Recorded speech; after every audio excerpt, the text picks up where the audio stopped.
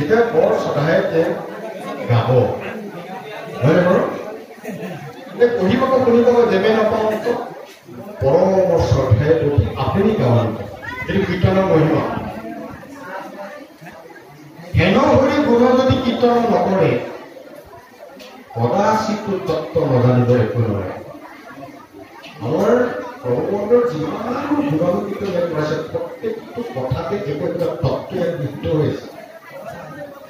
যদি আমি কীৰ্তন নকৰোঁ আমি এই তত্ত্ববিলাক আমি নাজানিম আৰু যাৱত পুৰুষে তত্ত্ব নকৰে বিচাৰ অজ্ঞানৰ তিমিৰে পৰি দেখে অন্ধকাৰ আমি যেতিয়ালৈকে সেই তত্ত্ববিলাক বিচাৰ নকৰোঁ আমি অন্ধকাৰ কৰি থাকিব লাগিব গতিকে কীৰ্তন শিকাৰ কীৰ্তনেই হওক ভাগৱতেই হওক ৰত্নাৱলীয়ে হওক নাম শিকাই হওক আমি খুব মন দি শুনিব লাগিব এরা শুনিব যেন পরমার্থ তত্ত্ব পুরীও যতনে মহাজনৰ সংগত সেইকাৰণে শ্ৰৱণৰ মহাত্মক আমাক সাৱধান কৰিব মহাপুৰুষ মাধৱদেৱে কৈছে তুমি আচল তত্ত্বটো শুনা কি তত্ত্বটো তুমি ভকতৰ সংগত থাকিবা তুমি ভকতৰ সংগ ল'বা মই ইয়ালৈ আহোঁতে মই দুজন ভকত লৈ আহিছোঁ যদি মই ভকত দুজন আনি মই বেলেগ কোনোবা দুজনক আনিলোহেঁতেন বাটত কি কথা ওলাইছে ঠিকনা নাই আমি কথা পাতিছোঁ ভকতৰ সময়ত যেতিয়ালৈকে থাকিব আপোনাৰ ঈশ্বৰৰ লগত লিংকটো সদায় যেনেকৈ আধাৰৰ লিংক লাগে আজিকালি আপোনাৰ লিংকটো হৈ থাকিব সেইকাৰণে কৈছে কৰিও যতনে মহাজনৰ সংগ আমি অতি যত্ন কৰি মহাজনৰ ভকত আমি ভকতৰ সংগ ল'ব লাগিব কিন্তু কোন যে ভকত কোনো বিধি নাই আমি ভকতৰ সেই লক্ষণবিলাক আমি জানিব লাগিব আৰু ভকতৰ লগত থাকিলে কি হ'ব কথাৰ মহিমা জানি নুশুনো যাৱত ক্ষুধা আদি কৰি বাধা এতিয়া কীৰ্তন পঢ়িছে কথাৰ মহিমা জানি আমি যেতিয়াকে নুশুনি ক্ষুধা আদি কৰি বাধা যেনেকে আমি দিনটো এই গৰমত পানীটো যদি নাখাওঁ আমাৰ কি হ'ব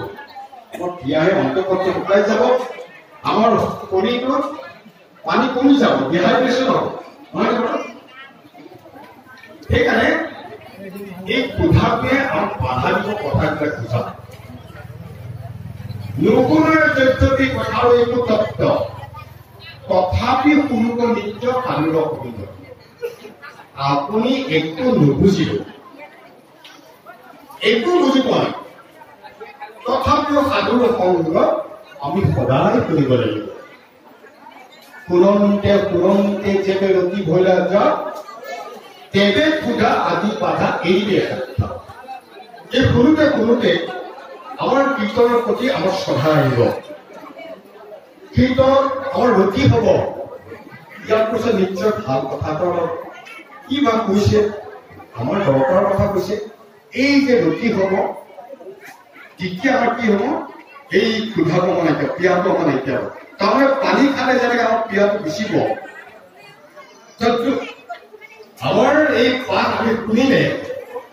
আমাৰ সেই জনাৰ যিটো আমাৰ উৎসুকতা সেইটো নাইকিয়া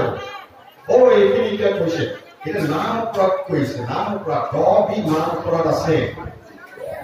এতিয়া নাহিকে শ্ৰদ্ধা নপাতৰ কাল তাকো দেৱ যদি নাম প্ৰদান আমাৰ যদি কাৰো শ্ৰদ্ধা নাথাকে এইখিনি পাঠকে অকলে পঢ়ি থাকিলে একেবাৰে এইটো নাম নকৰোঁ কথাটো তেনেকুৱা আমি যিজনৰ শ্ৰদ্ধা নাই তেওঁক যদি আমি নামৰ কথা কওঁ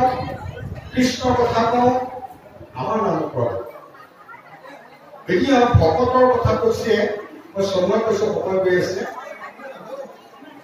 ভকতক নিন্দা কৰে অহম জানিবা নামৰ দ্ৰোহী জাতকতে ধৰিলে নামৰ থাকি তাৰো কি নিন্দা নামে কয় ৰাখি একদম এক নম্বৰ অপৰাধী ভকত লিংগ। এতিয়া আমাৰ যিখন আধ্যাত্মিক বিশ্ববিদ্যালয়,